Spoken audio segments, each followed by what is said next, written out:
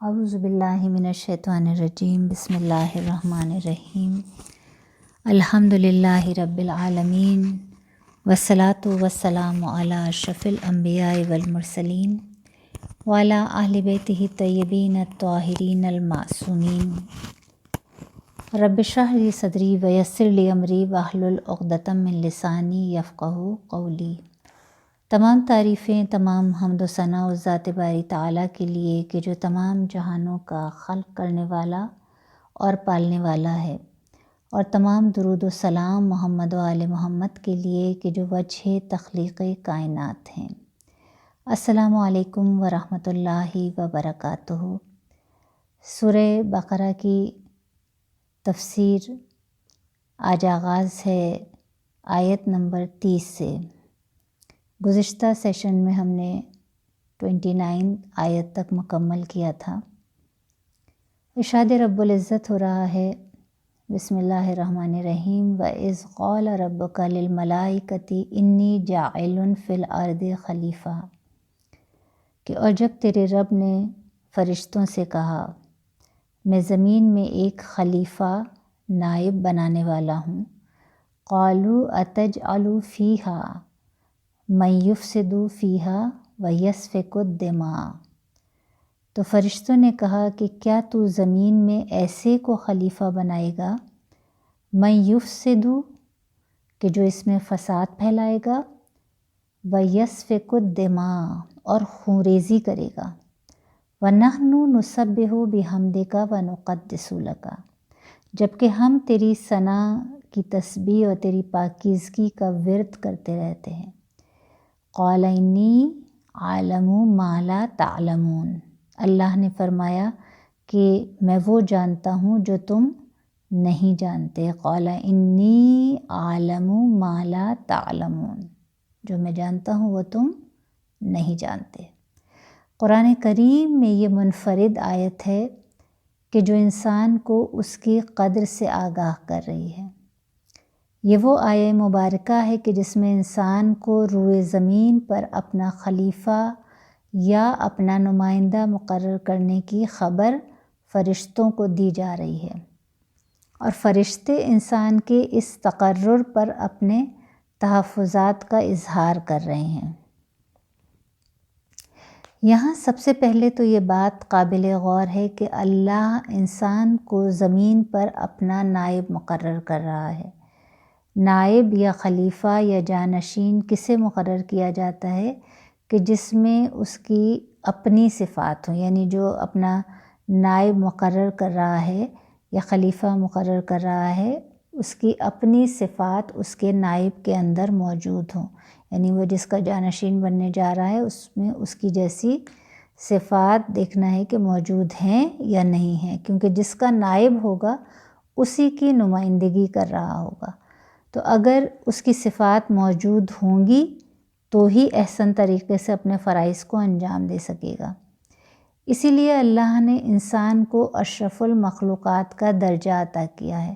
کیونکہ اس نے اپنی صفات انسان کے اندر پیدا کی ہیں۔ اسی لیے اللہ نے انسان کو خلق کرنے کے بعد اپنی اس تخلیق پر فخر کیا ہے، ناز کیا ہے، کبھی یہ کہتے ہوئے کہ فتبارک اللہ احسن الخالقین، کہ بڑا بابرکت ہے وہ جو سب سے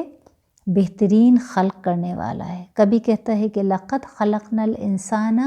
فی احسن تقویم، کہ ہم نے انسان کو بہترین طریقے سے خلق کیا۔ اب اللہ نے تو بہترین خلق کیا، بہترین صلاحیتیں عطا کیں، بہترین صفات کے ساتھ پیدا کیا، مگر اب انسان کا کام ہے کہ وہ اپنی صلاحیتوں کو پہچانے اور اس کمال کی منزل تک پہنچنے کی کوشش کرے کہ جہاں جس مقام تک پہنچنے کے لیے اسے خلق کیا گیا ہے، تبھی وہ حقیقی معنی میں اللہ کا نائب کہلانے کا مستحق ہے۔ اب ہمیں خلیفہ کا مفہوم تو سمجھ میں آ گیا کہ خلیفہ وہ شخص ہے جو کسی کے معاملات اس کی نیابت میں انجام دیتا ہے، یعنی جس کے اندر جس کی وہ نمائندگی کر رہا ہے، جس کی نیابت میں اس کے معاملات کو انجام دے رہا ہے، اس کی صفات کا حامل ہوتا ہے۔ لیکن یہاں یہ سمجھنا بھی ضروری ہے کہ خلیفۃ اللہ کے دو مفہوم ہیں۔ پہلا مفہوم ہے خلافت عمومی۔ یہ خلافت تمام مسلمانوں کو حاصل ہے، بلکہ تمام انسانوں کو حاصل ہے۔ اللہ تو انسان کو زمین میں اپنا نائب مقرر کر رہے ہیں، تو اس کا مطلب یہ ہے کہ روئے زمین پر انسان اپنے معاملات اور تدبیر امور اللہ کے بتائے ہوئے احکامات اور نظام کے تحت انجام دینے پر مامور ہے، یعنی یہ اس کی ڈیوٹی ہے۔ اور زمین کے اندر موجود پوشیدہ اور ظاہر جو ذخائر ہیں جو اللہ نے خلق کیے ہیں، اپنے اور تمام انسانیت کی فلاح و بہبود کی خاطر ان ذخائر کو استعمال کرنا بھی انسان کی ذمہ داری ہے۔ جیسے کہ پروردگار عالم ارشاد فرما رہا ہے سورہ یونس میں کہ ثم جعلناکم خلائف فی الارض من بعدہم لننظر کیف تعملون، پھر ان کے بعد ہم نے زمین میں تمہیں جانشین بنایا تاکہ ہم دیکھیں کہ تم کیسے عمل کرتے ہو۔ یعنی اللہ انسان کو اپنا جانشین، اپنا خلیفہ مقرر کر رہا ہے یہ دیکھنے کے لیے کہ اب انسان کا عمل دیکھے، یعنی انسان کو اختیار دے دیا، اس کے بعد اس کا عمل دیکھنا ہے کہ وہ کون سا راستہ اپنے لیے چنتا ہے، کون سا راستہ اختیار کرتا ہے، فسق و فجور کا راستہ یا تقویٰ کا راستہ، اور کس طرح عمل کی اس منزل تک پہنچتا ہے کہ جہاں پہنچنے کے لیے اللہ نے اسے خلق کیا ہے کہ وہ اس راستے پر عمل کر کے کمال کی منزلوں تک پہنچ سکے۔ اور دوسری خلافت جو ہے وہ مفہوم کے اعتبار سے خلافت خاصہ کہلاتی ہے۔ یہ تو خلافت عمومی ہو گئی، دوسری خلافت خاصہ ہے۔ یہ خلافت اللہ کے خاص بندوں کو حاصل ہے، یعنی جو خدا کی جانب سے بندوں کی سرپرستی، ہدایت اور اصلاح امور کے ذمہ دار ہیں، اور اس کے ساتھ ہر فساد، کفر، شرک، اخلاقی بے راہ روی اور معاشرتی جو بھی برائیوں کے کا مقابلے کا عمل بھی انہی کے ذمے ہے۔ یہ وہ لوگ ہیں جو انبیاء الہی اور ان کے جانشینان برحق ہیں، جنہیں اللہ نے عام انسانوں کی ہدایت کے لیے دنیا میں بھیجا ہے۔ اور اللہ نے جب انسان کو خلق کیا، پیدا کیا اور دنیا میں جب اسے بھیجا تو سب سے پہلا انسان یعنی جو حضرت آدم علیہ السلام ہیں، انہیں نبوت کے درجے پر فائز کر کے بھیج رہا ہے، یعنی خلیفہ اور نائب تو بنا رہا ہے لیکن ہادی اور برحق بھی بنا رہا ہے، یعنی پہلے انسان کی ہدایت کا انتظام کر رہا ہے کہ سب سے پہلا انسان جو زمین پر اللہ بھیج رہا ہے تو اسے بھی نہ صرف اپنا نائب بنا کر بھیج رہا ہے بلکہ نبی بنا کر بھیج رہا ہے، ہدایت دینے والا بنا کر بھیج رہا ہے۔ یعنی حضرت آدم علیہ السلام اس سلسلے کے پہلے خلیفہ یا نائب خدا قرار پائے۔ تو یہ جو آیہ مبارکہ جو شروع میں یہ میں نے بیان کی کہ وَإِذْ قَالَ رَبُّكَ لِلْمَلَائِكَةِ إِنِّي جَاعِلٌ فِي الْأَرْضِ خلیفہ، کہ تو جب اللہ نے کہا کہ میں زمین پر اپنا خلیفہ نائب بنانے والا ہوں، اور فرشتوں نے کہا کہ کیا تو زمین میں ایسے کو خلیفہ بنائے گا کہ جو اس میں فساد پھیلائے گا، خون ریزی کرے گا، جبکہ ہم تو تیری تسبیح اور پاکیزگی بیان کرتے ہیں۔ تو اللہ نے کیا کہا کہ جو میں جانتا ہوں وہ تم نہیں جانتے۔ اب یہاں فرشتے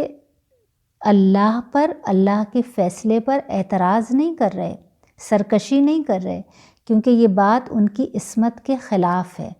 فرشتے معصوم مخلوق ہیں، لیکن کیونکہ یہ بات ان کی سمجھ سے بالا تر ہے، لہٰذا وہ اپنے تحفظات کا اظہار کر رہے ہیں کہ اے ہمارے پروردگار، تیری تو ہر صفت کمال کی منزل پر ہے، اور تو اس انسان کو اپنا نائب،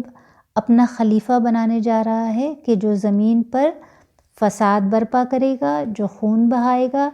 شاید ان کے ذہن میں یہ بات تھی جو وہ اشارے میں بتا رہے تھے کہ یہ انسان اس منصب کا حقدار کیوں ٹھہرا کہ جو فساد اور خون ریزی برپا کرے گا، اور جسے خلق بھی مٹی سے کیا گیا ہے۔ اگر تو اس لیے خلیفہ بنا رہا ہے کہ تیری عبادت و تسبیح و تقدیس اس کا مقصد ہے، تو یہ کام تو ہم بہت احسن طریقے سے انجام دیتے ہیں، لیکن اس کے جواب میں اللہ رب العزت کیا ارشاد فرما رہا ہے کہ قال انی اعلم ما لا تعلمون، کہ جو میں جانتا ہوں وہ تم نہیں جانتے۔ اب یہاں آگے بڑھنے سے پہلے ایک اور نقطے کی وضاحت کرتی چلوں کہ ایک سوال جو اکثر ہمارے ذہنوں میں اٹھتا ہے اور اکثر بچے بھی یہ کہتے نظر آتے ہیں کہ غلطی تو حضرت آدم علیہ السلام نے کی اور بھگتنا ہمیں پڑ رہا ہے، نہ وہ گندم کھاتے، نہ اللہ میاں انہیں جنت سے نکالتا، ہم بھی آرام سے جنت میں رہ رہے ہوتے، نہ تو شیطان کے بہکاوے کا کوئی خوف ہوتا، نہ کوئی امتحان ہوتا، نہ کوئی مصیبت ہوتی، آرام سے جنت میں عیش کرتے۔ تو یہاں یہ آیہ مبارکہ انی جاعل فی الارض خلیفہ، یہ آیت نفی کر رہی ہے اس کانسیپٹ کی کہ جو بچپن سے ہمارے ذہنوں میں موجود ہے کہ ہم حضرت آدم علیہ السلام کی اس غلطی کی وجہ سے جنت سے نکالے گئے اور زمین پر رہنے پر مجبور ہیں۔ نہیں، ایسا نہیں ہے۔ انی جاعل فی الارض خلیفہ، یہ آیت دلالت کر رہی ہے کہ اللہ نے انسان کو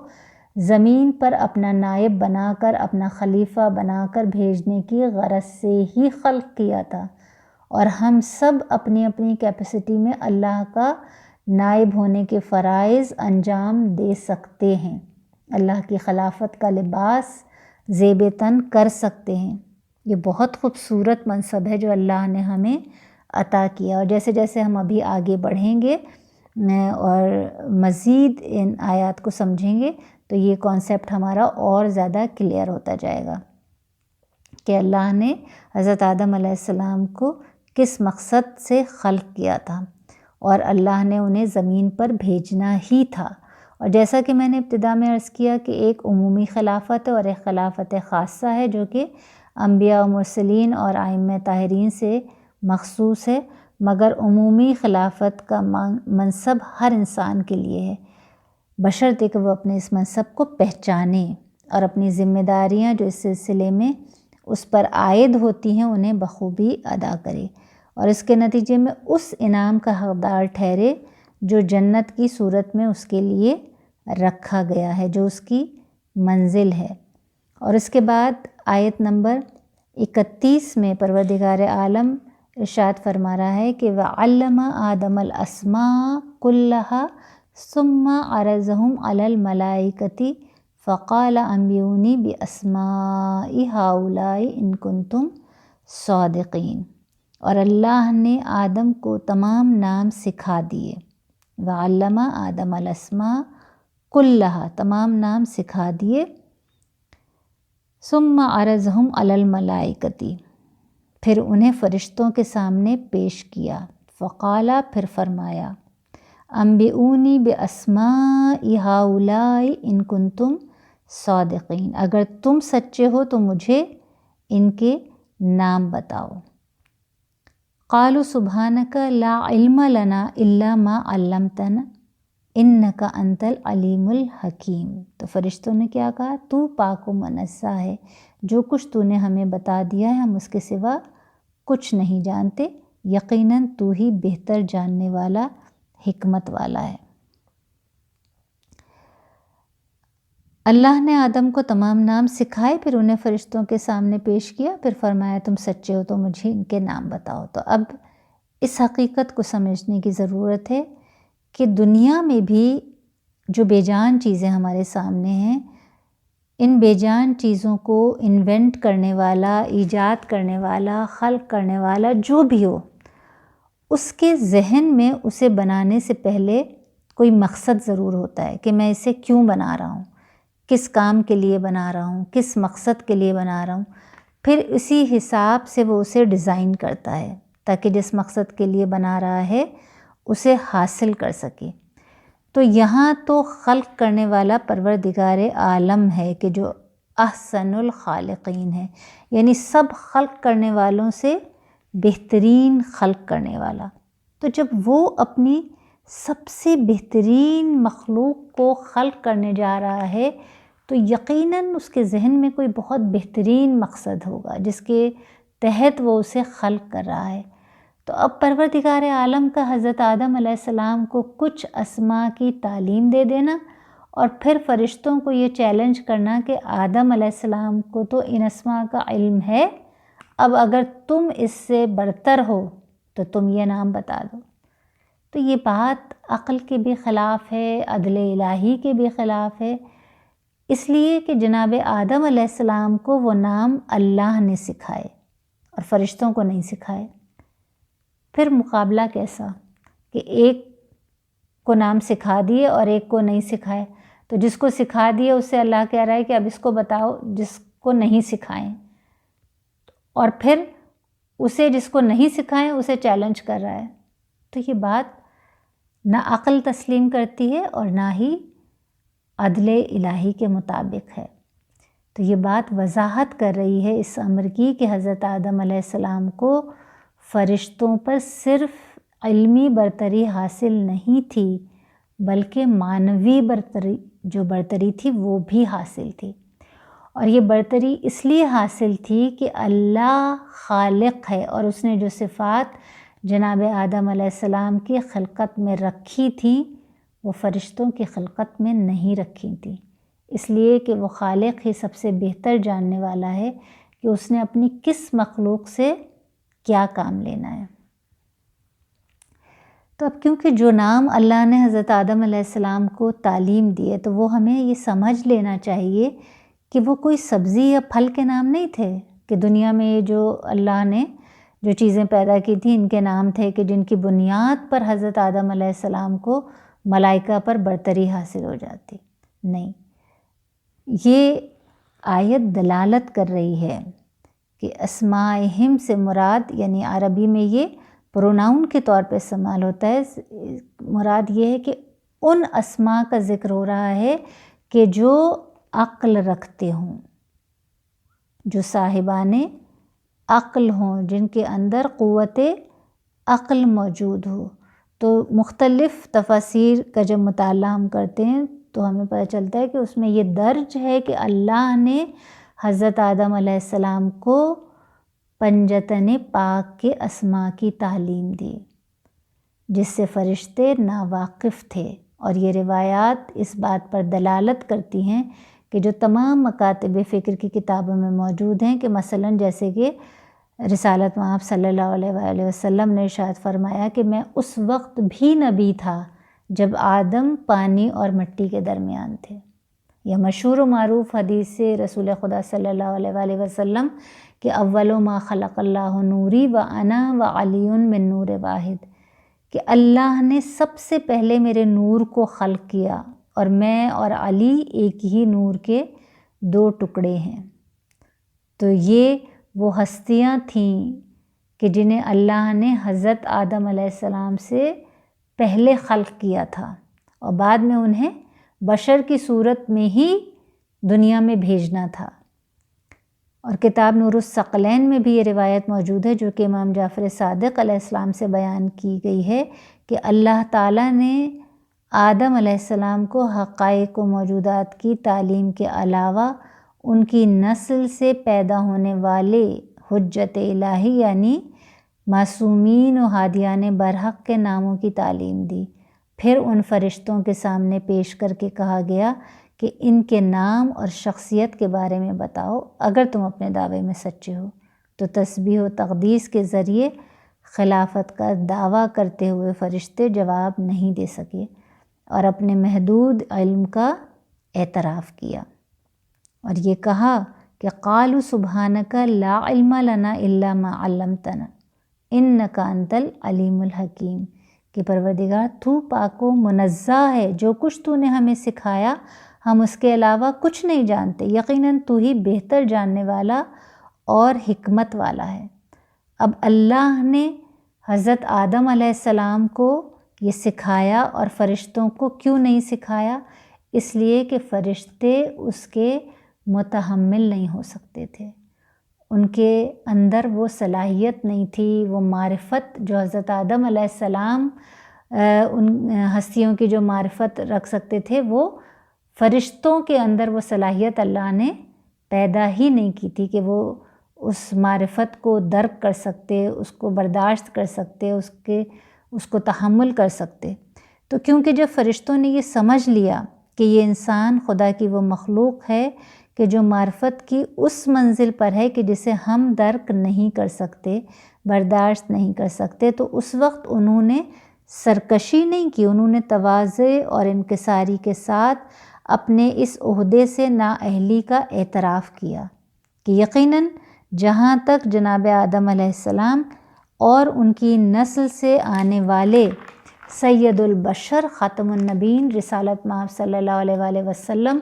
اور ان کی آل پہنچ سکتی ہے، اس مقام تک پہنچنا ہمارے لیے ناممکن ہے۔ قال یا آدم انبئہم باسمائہم فلما انباہم باسمائہم قال الم اقل لکم انی عالم غیب السماوات والارض وعالم ما تبدون وما کنتم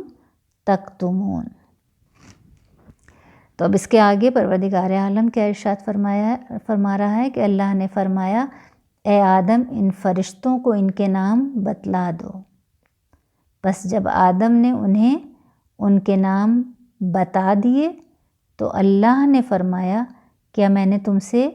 نہیں کہا تھا کہ میں آسمانوں اور زمین کی پوشیدہ باتیں خوب جانتا ہوں، نیز جس چیز کا تم اظہار کرتے ہو